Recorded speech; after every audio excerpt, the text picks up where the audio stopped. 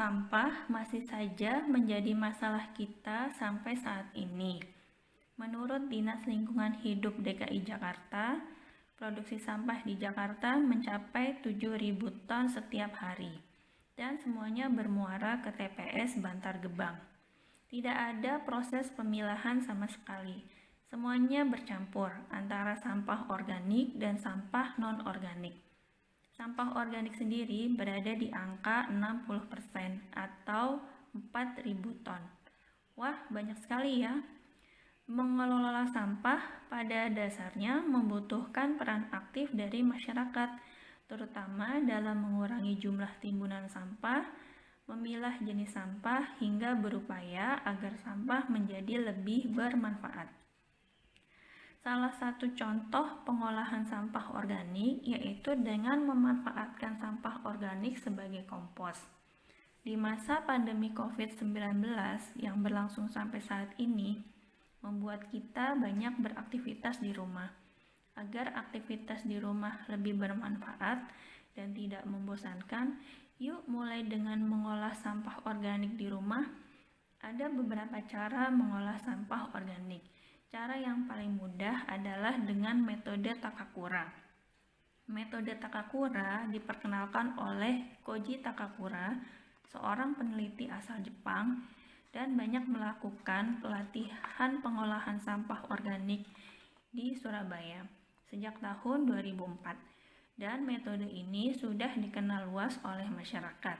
Metode ini mengandalkan bakteri fermentasi sehingga penguraian sampah tidak menimbulkan bau.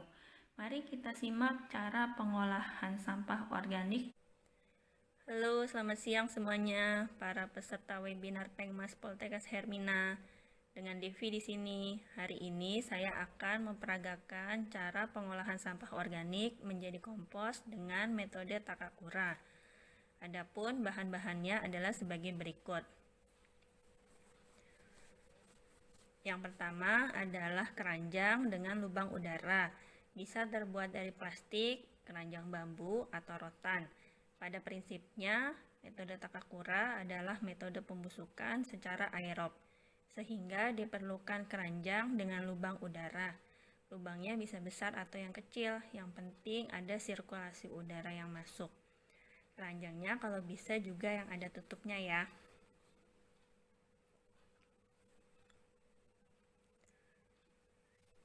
Kemudian di dalam keranjang nanti dilapisi kardus. Kardus ini fungsinya adalah untuk menjaga kelembaban dan menjaga agar bahan-bahan yang ada di dalam keranjang tidak bisa keluar.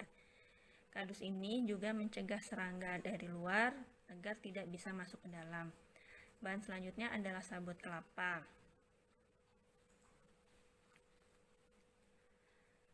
Kemudian starter kompos atau kompos yang sudah jadi.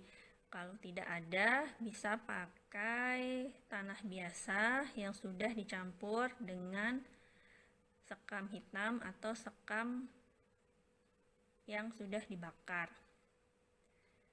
Kemudian ada sekam padi. Ini perbandingannya adalah 1:1.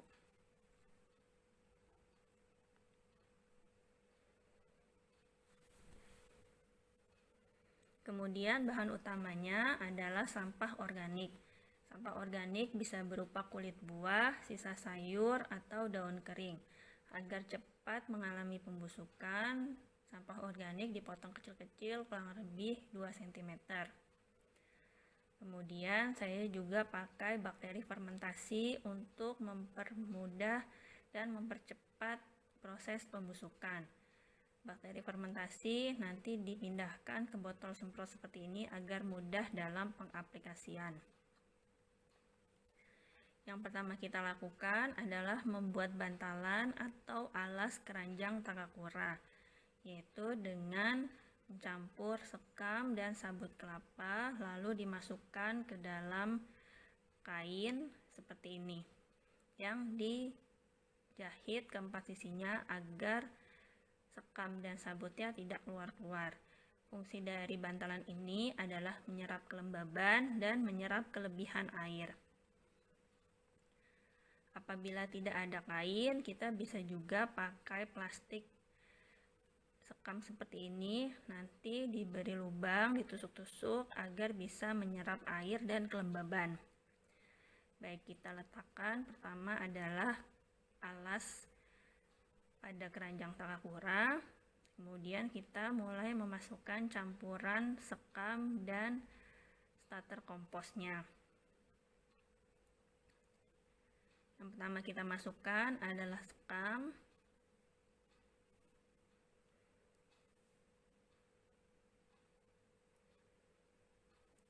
Kemudian starter komposnya.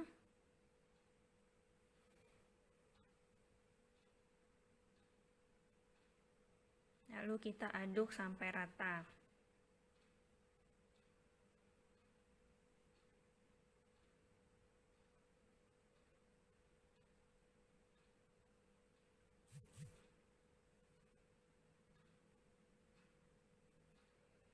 Ya, setelah rata kita bisa memasukkan sampah organiknya.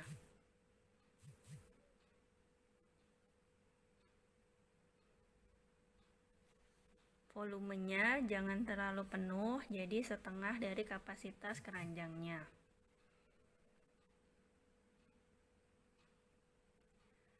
Baik, kita masukkan sampah organiknya, lalu kita timbun.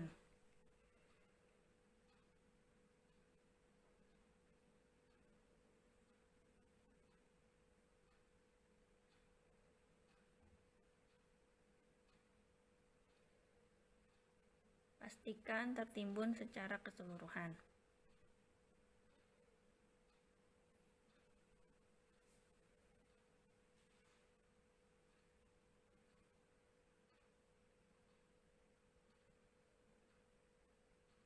Terakhir, kita semprotkan bakteri fermentasinya untuk mempercepat proses pembusukan.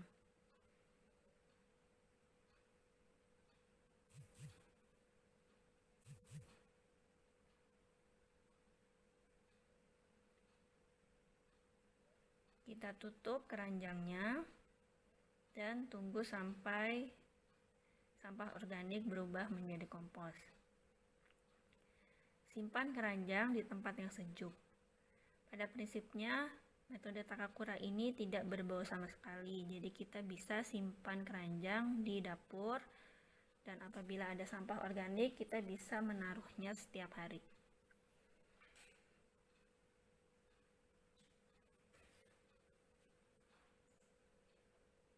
Nah, ini setelah hari ke-14, sampah organik sudah berubah jadi kompos.